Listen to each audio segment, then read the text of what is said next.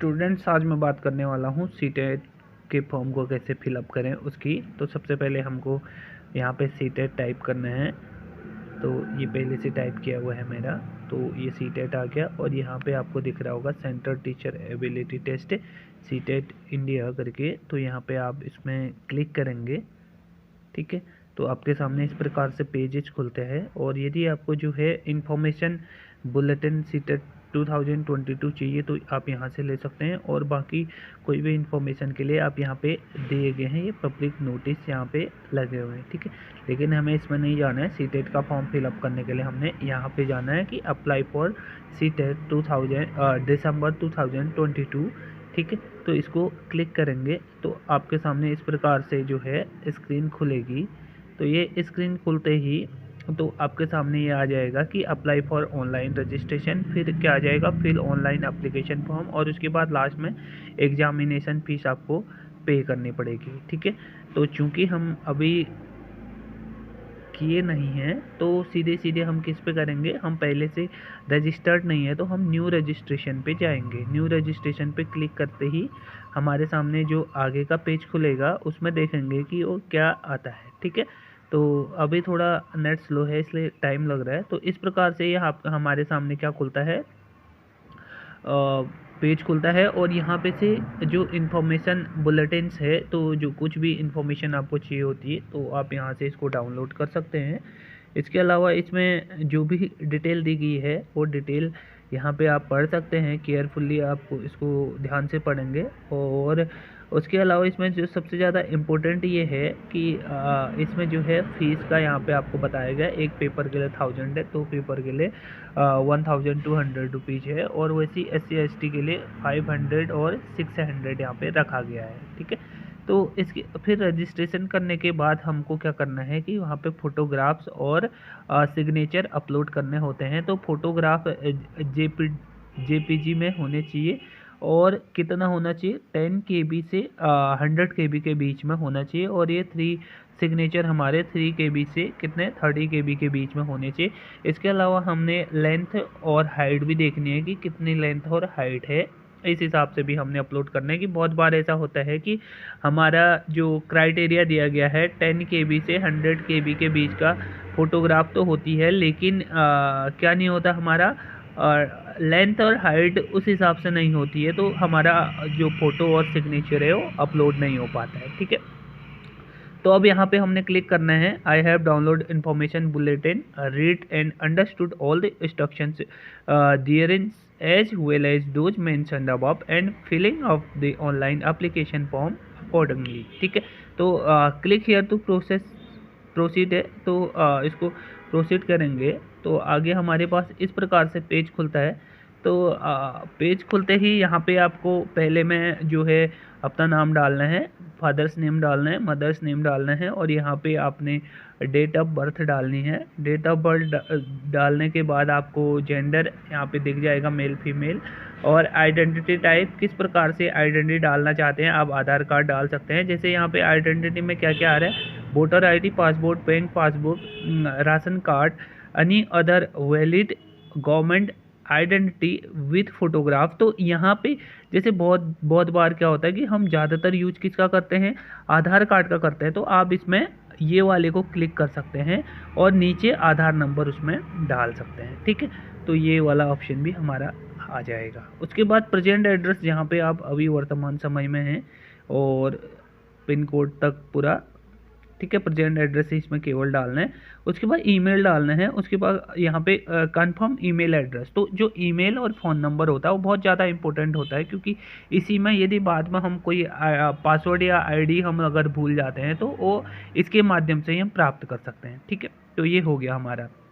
अब जिसका address same है परमानेंट एड्रेस, तो वो यहाँ पे क्लिक करेगा, जिसका सेम है तो ये हो जाएगा सेम, और जिसका सेम नहीं है तो क्या होगा, जिसका सेम नहीं है तो अलग अलग यहाँ पे अपने जो भी एड्रेस है उसको फिलअप करेंगे, ठीक है।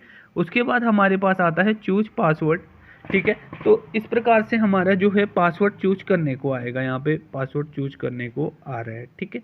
तो पासवर्ड चूज करने को आएगा, तो उसके बाद हमारा आगे सबमिट आगे हम इसको सबमिट करेंगे। ठीक है, क्योंकि मैंने अभी कोई भी डिटेल डाली नहीं है, इसलिए ये क्या नहीं आ रहा है, ये अभी आगे ओपन नहीं हो रहा है। ठीक है, अभी जैसे ही हम इसमें डिटेल भरेंगे ये आगे को ओपन हो जाएगा। जैसे ही आप पहला पेज फिलअप करते हैं तो उसके बाद हमारे सामने इस प्रकार से ऑप्शन आ जाते हैं। तो ये ऑप्शन क्या होते हैं कि सबसे पहले हमने चेक करना है कि क्या हमारा नाम सही है, क्या हमारे फादर का नाम सही है, हमारी मदर का नाम सही है, डेट ऑफ बर्थ सही है, हमने जेंडर सही भरा है, एड्रेस सही भरा है, मोबाइल नंबर सही भरा है और ईमेल सही भरा है। इसको कंफर्म करने के बाद आपको यहाँ पे आई एग्री करके दिख रहा है, तो इसको आई एग्री करना है और उसके बाद सबमिट एंड सेंड OTP करके है। ठीक है, तो इससे पहले मैं आपको एक चीज़ और बताता हूँ कि जब आप अपना ईमेल आईडी और पासवर्ड आप पासवर्ड क्रिएट करोगे, तो पासवर्ड क्रिएट करने में क्या होना चाहिए, एक कोई भी कैपिटल होना चाहिए, चाहे आप कोई भी ले सकते हो। जैसे मैं यहाँ पे ले लेता हूँ DEEP।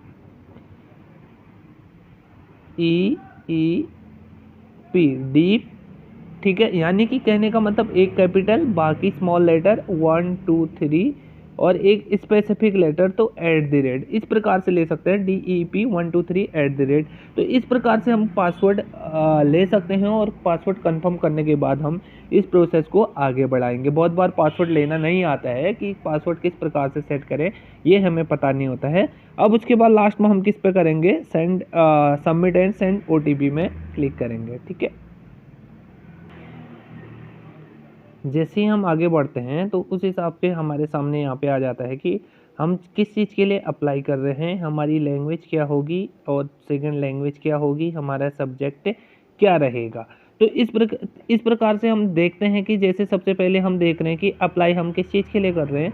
यदि मैं दोनों बता दूंगा आपको, लेकिन सबसे पहले हम देखते हैं 1 to 5th कर रहे हैं, तो 1 to 5th के लिए हमारे ये हो जाएगा। और लैंग्वेज मुझे चूज करनी है, पहली मैं हिंदी कर लेता हूँ और सेकंड लैंग्वेज इंग्लिश कर लेता हूँ। ठीक है, और इसके अलावा इसमें जो है ये सबसे ज़्यादा इम्पोर्टेंट ये पार्ट यहाँ पे है कि 1 2 3 4 5 ये हैं क्या। तो ये यहाँ पे आपको क्राइटेरियाज दिए गए हैं, तो ये क्राइटेरियाज अलग अलग दिए गए हैं। तो जो B.Ed वाले हैं, तो B.Ed वाले क्या करेंगे, तो इसमें जो 5th नंबर की क्राइटेरिया है उसको भरेंगे। जो हम लोग B.Ed वाले हैं, जितने भी स्टूडेंट हमारे, तो वो क्या करेंगे, ये इसको 5th को फिलअप करेंगे जो यहाँ पे 5वें नंबर का है। तो 5वें नंबर का क्या है और क्यों करेंगे, तो यहाँ पे लिखा है graduation with at least 50% marks and passed or appearing in final year bachelor of education B.Ed। तो इस हिसाब से जो NCTE है उसके अकॉर्डिंग हमको क्या करना है, इसको 5th फिलअप करना है। और इसमें ज़्यादा कंफ्यूज होने की ज़रूरत नहीं है। ये इसलिए लिखा गया है कि ब्रिज कोर्स इसलिए लिखा गया है क्योंकि जो प्राथमिक शिक्षक बनेगा उसको ब्रिज कोर्स करना आवश्यक है। जब आप गवर्नमेंट सर्विस में जाते हो उसके उसके 2 ईयर के अंतर्गत आपको 6 महीने का ब्रिज कोर्स करना अनिवार्य है। तो इससे कोई फ़र्क नहीं पड़ता। हम क्या फिलअप करेंगे, हम यहाँ पे 5 फिलअप करेंगे। ठीक है, 5 हमने फिलअप कर दिया।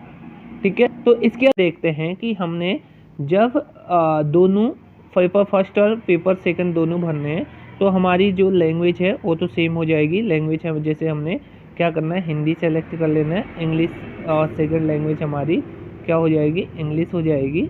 ठीक है, पहली लैंग्वेज हमने हिंदी सेलेक्ट कर ली और सेकंड थोड़ा नेट स्लो है तो अभी आ जाएगा, तो इंग्लिश हो गया। ठीक है, इसके अलावा ऐसा ज़रूरी नहीं है कि आप हिंदी और इंग्लिश को लें, आप संस्कृत भी ले सकते हैं इसकी जगह में।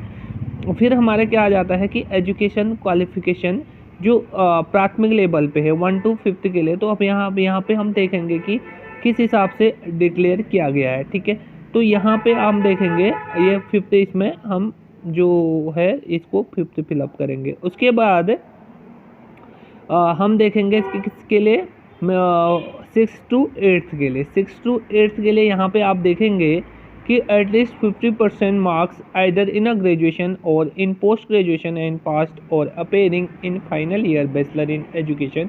तो सेकंड यहाँ पे डालेंगे, यानी कि दूसरा इसमें डालेंगे, क्योंकि आप इसमें कंफ्यूज हो रहे होगे पहले ऑप्शन ए क्यों नहीं डाल सकते। तो जो एलिमेंट्री एजुकेशन इसमें दिया गया है वो डिप्लोमा नहीं होता हमारा, यानी कि हमारे क्या होती है, बीएड की डिग्री होती है, इसलिए हम इसको चूज नहीं करेंगे। और ये 45 वाला क्राइटेरिया 2011 के बाद से बंद है, हम 45 ईयर वाले में नहीं आते। और यहाँ पे 4 ईयर का जो बैचलर डिग्री हमारी नहीं होती, ये भी 4 ईयर के उससे बाहर हो जाएगा। और इसके अलावा और क्या क्या ऑप्शन है, यहाँ पे स्पेशल एजुकेशन हमारा है नहीं 50%, तो स्पेशल एजुकेशन नहीं आएगा।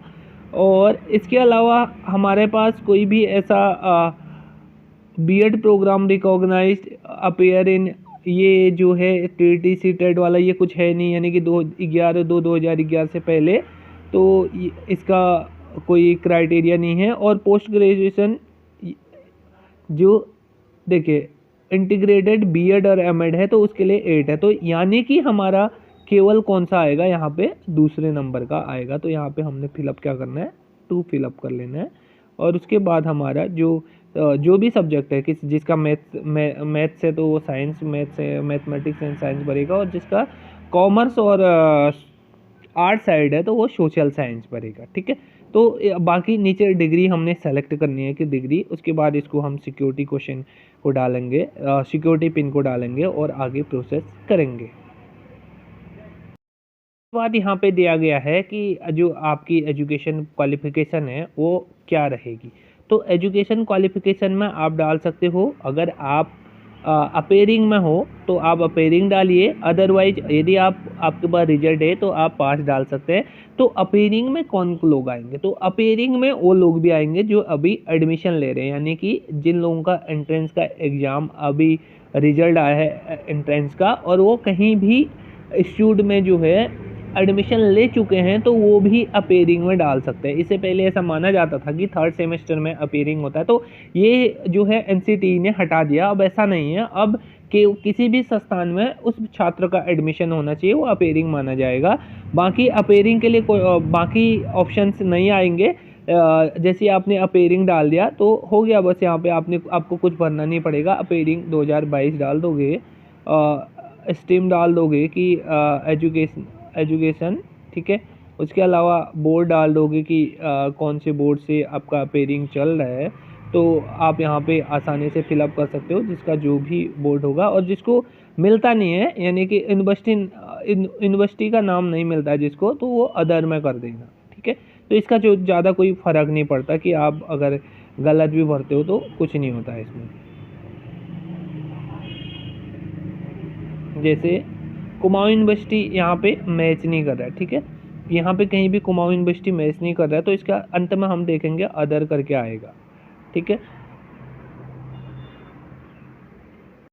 जैसे ही आप पिछला सेक्शन पूरा करोगे उसके बाद यहाँ पे आपके सामने आ जाएगा कि आपको क्या है, जो फोटोग्राफ है और वो अपलोड करनी है और सिग्नेचर अपलोड करने हैं, ठीक है। तो जो क्राइटेरिया फोटोग्राफ और सिग्नेचर का बताया गया था वो उसी हिसाब से होना चाहिए, ठीक है। उसके बाद आपका कौन सा आएगा, एग्ज़ाम सिटी डिटेल आएगा और लास्ट में फाइनल सबमिशन आएगा, ठीक है। तो अब इस पे आप क्या कर सकते हैं कि जो फोटोग्राफ है वो अपलोड कर सकते हैं। जैसे ही हम फ़ोटो और सिग्नेचर अपलोड करते हैं उसके बाद यहाँ पे सेंटर, एग्जामिनेशन सेंटर के बारे में आपको पूछा जाएगा। तो एग्जामिनेशन सेंटर के पहले सबसे पहला ऑप्शन आपके सामने है कि हमने अपने स्टेट को सेलेक्ट करना है। तो स्टेट क्या हो जाएगा हमारा, उत्तराखंड हो जाएगा। तो उत्तराखंड का लास्ट में ये डिटेल आ जाएगी। तो अब एग्ज़ाम सेंटर सिटी, तो जिस हिसाब से मैं हल्द्वानी भरता हूँ तो हल्द्वानी में जैसे मैंने डाल दिया हल्द्वानी, तो हल्द्वानी में यहाँ पे आपका सबसे अच्छा इस बार ये है कि हल्द्वानी में टोटल कितने हैं, 297 है। और टोटल कैपेसिटी कितनी है, 22,527 है। और टोटल ऑक्यूपाइड 855 हो चुके हैं। और टोटल वैकेंट है अभी 21,672 यहाँ पे अभी बचे हुए हैं। तो यानी कि आसानी से हमको हल्द्वानी के कोई भी सेंटर आसानी से मिल सकते हैं। तो इस हिसाब से हम आसानी से इसको फिलअप कर सकते हैं। जैसे यहाँ पे 1785U3 ये डाला, सेव एंड नेक्स्ट, ठीक है। तो ये हमारा क्या आ गया, ये इस हिसाब से हमारा पूरी डिटेल आ चुकी है। आगे बढ़ने पे हमें इस प्रकार से कंप्लीट रजिस्ट्रेशन फॉर्म हमारा यहाँ पे कंप्लीट दिखा रहा है और जो एप्लीकेशन फॉर्म है वो भी कंप्लीट दिखा रहा है। तो फीस पेमेंट अभी क्या है, इनकम्प्लीट है, अभी कंप्लीट नहीं हुई है। तो जैसे यहाँ पे एक ही अगर फॉर्म भरा गया है तो उसका 1000 रुपया फीस है। और जो उससे पहले हमको क्या करना पड़ेगा कि यहाँ पे your email ID are to be verified, यानी कि ईमेल आईडी को वेरीफाई करना है। वहाँ पे जो हमारा ईमेल आया होगा या जो भी आया होगा या पासवर्ड आया होगा वो हमको यहाँ पे डाल के वेरीफाई करना है। उसके बाद हम आगे फीस पेमेंट कर सकते हैं।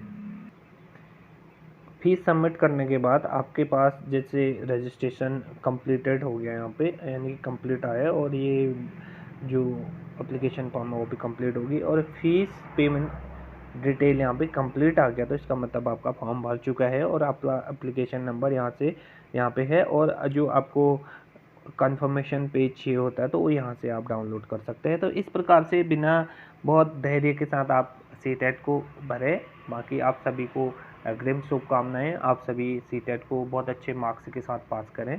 Thank you.